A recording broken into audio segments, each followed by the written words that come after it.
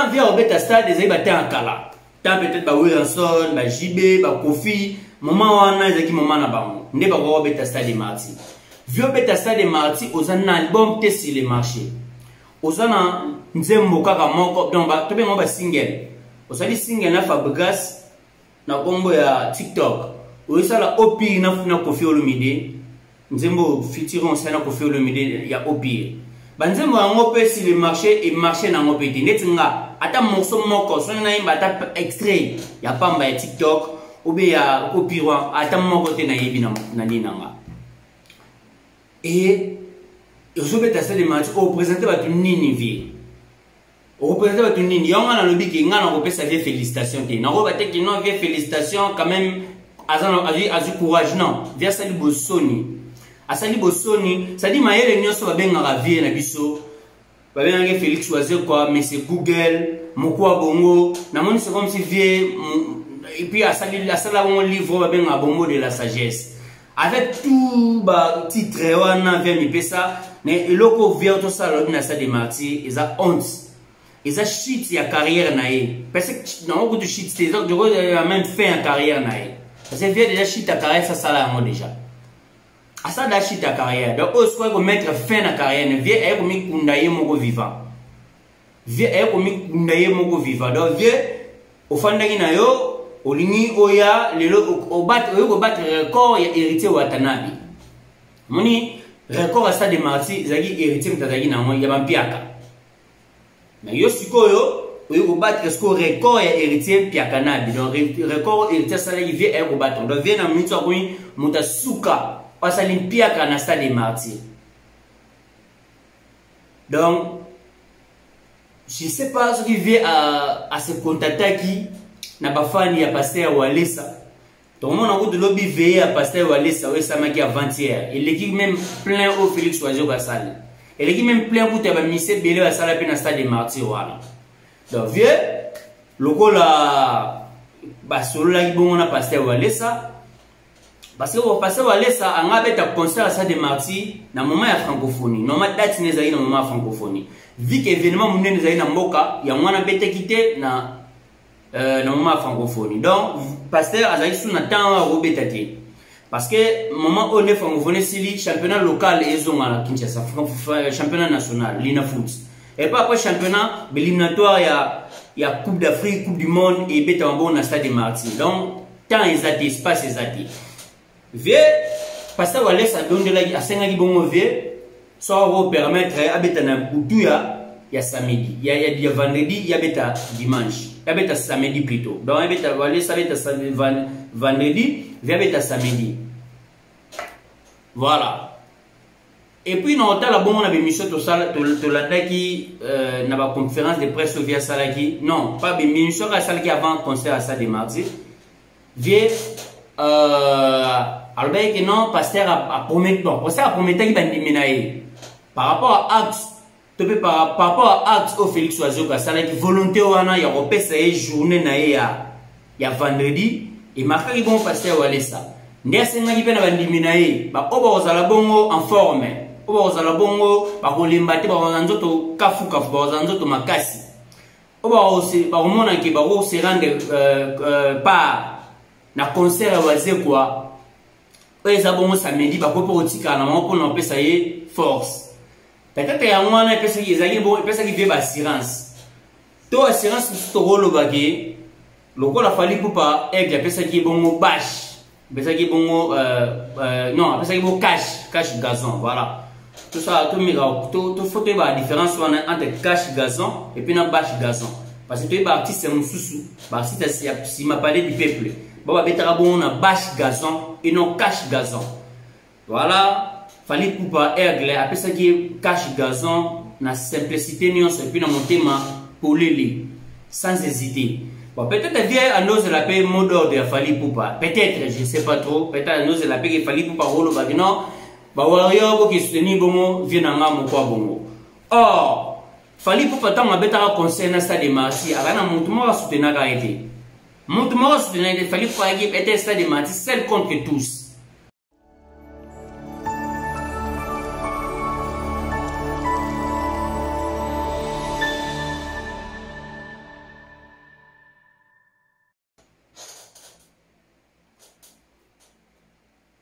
voilà. Bonjour et bon dimanche à tous les abonnés à Rose Bombo officiel. Bonjour à tous les warriors partout dans le monde entier. Aux hommes de Sika, na kati à Rose Bombo, pratique ça simple, likez vidéo, partagez, abonnez et pour ça la biso bien. C'est une manière de faire biso force, c'est une manière d'encourager. Mon sala, vous avez beaucoup ça la bino na Rose Bombo officiel. Voilà votre M de serviteur Boaz Poutine, les risques noirs, garçon climatisé, garçon avec climatisé internet, voilà. Sans plus tarder, tout le cabon en actualité du moment, tout le monde Félix Oazé quoi vient à biso est grave mon quoi bongo, mais c'est Google, n'est pas mais ça n'a pas bien mot mingi na Jonathan de Guzman et puis Cindy Lutumba et puis mot de Lissousou na Massananga fiston Kanga Bekam et puis sans oublier Don Funa l'ingénieur et puis Carte Blé Massananga Rifé Mouraï, voilà. Vient à biso Félix Oazé quoi n'habité, voilà, oui le cas qui lobby n'habité to bien en oni bande ko na to mais un peu ko ça un peu analyse ok. Étant que ba mourir à bonne musique, étant que bateau balinga bonne musique, étant que ba analyse, voilà, tout un peu comme ça analyse concernant les gars qui na journée d'hier. Moi je pense que Venabiso Oazé quoi, on a repéré ses félicitations. Pourquoi on a repéré ses félicitations? Faut qu'on repère sa félicitation. Tout le monde a dit ming, tu peux sa ming félicitations à héritier Watanabe. Il y a mérité une félicitation parce que à jeune et puis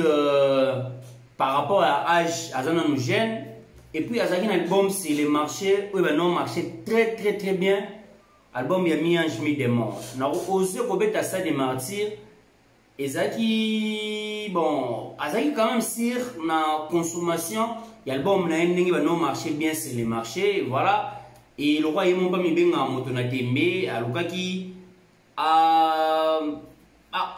osaki quoi mais quelque osé voilà ce qui gosimba parce que ça qui peut moi chance na par rapport à ça moi na ba fan na ko ba benga mo ba spiritas mais vient na biso Félix Oazé quoi par rapport à âge na par rapport il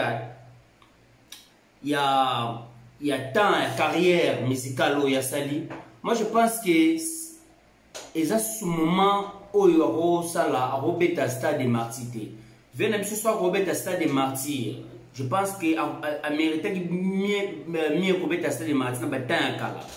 Batan au venez ce soir qui n'a succès. Batan Félix Oazé qui n'a moto qui n'a impact.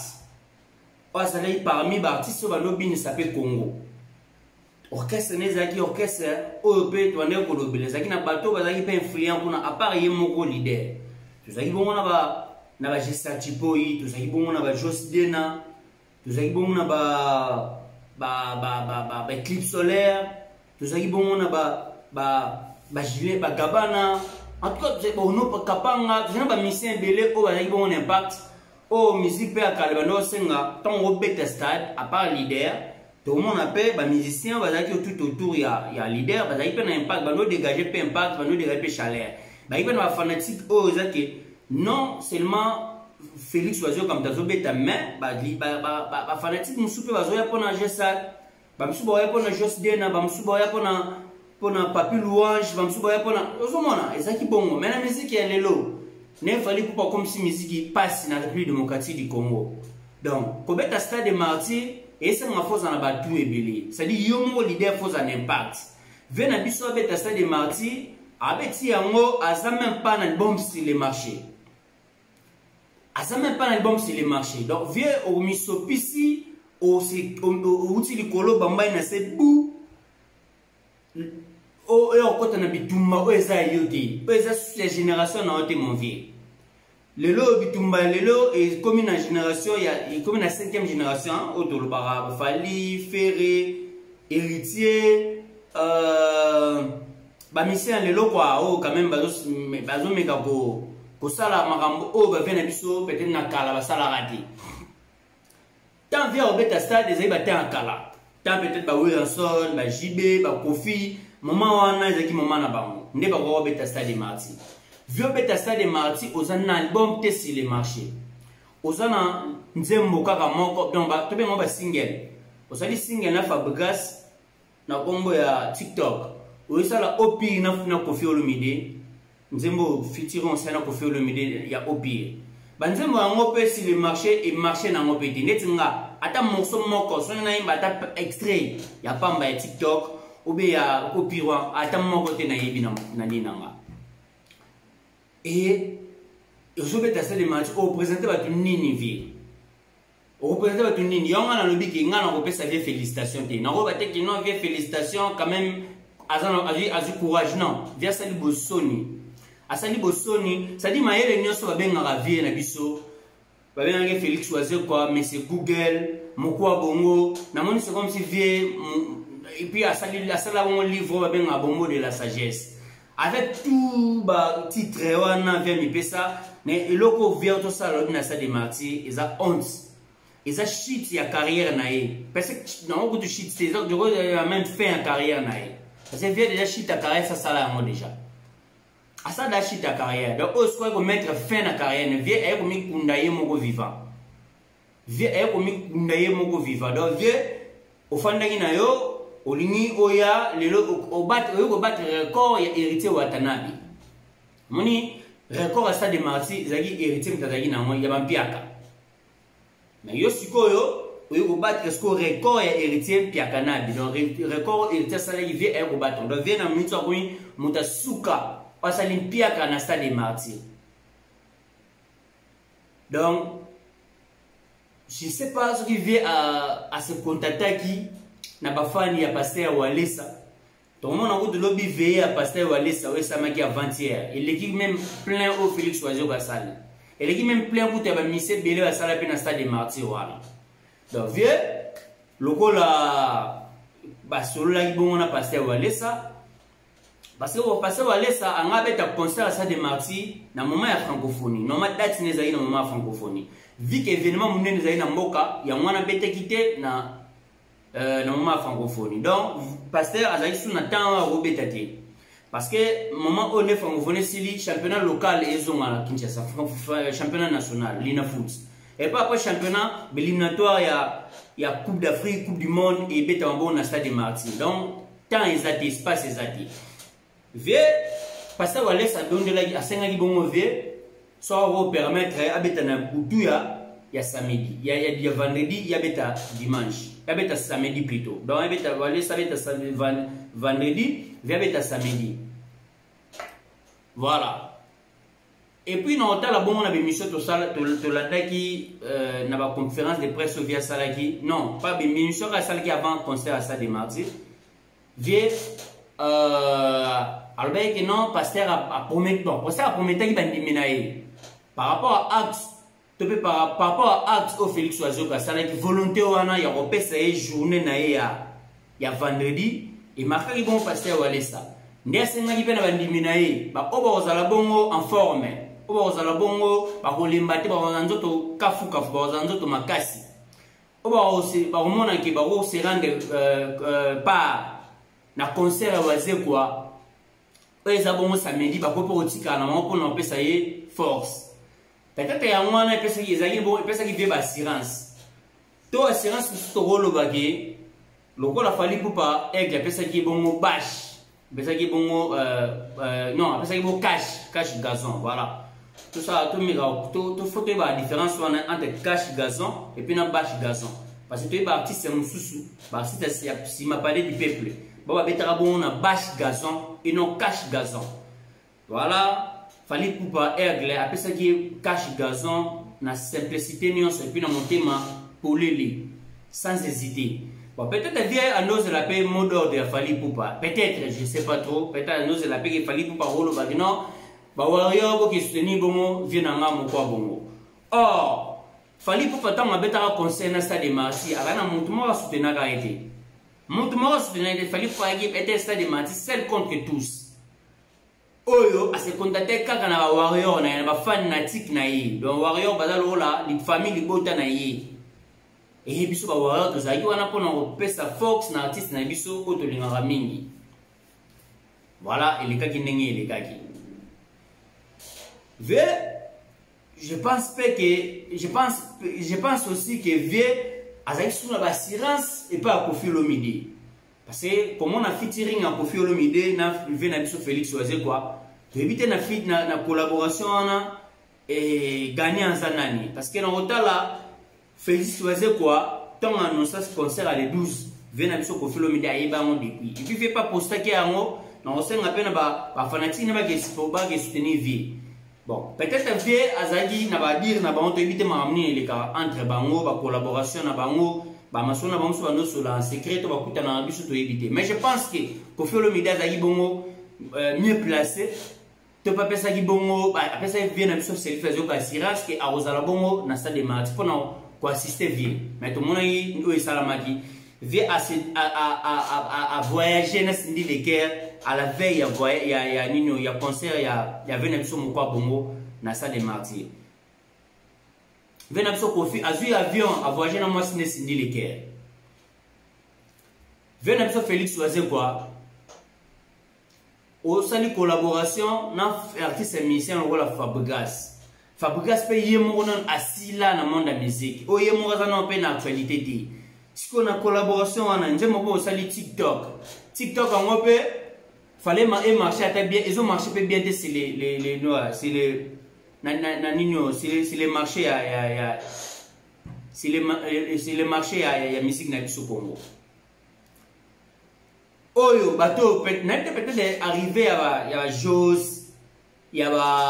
ba Gessa Tipoi peut-être il y a un peu peut-être vieux il y a un peu motivé sur vieux anima obeta ça de Martin je sais pas trop mais vieux ils ont mambasoni ba ça la loko te kaka osala parce que comme on est kota na liste ya bateau ba kota na ça de Martin ce qui veut obeti yango par défi to linga kaka comme on a figuré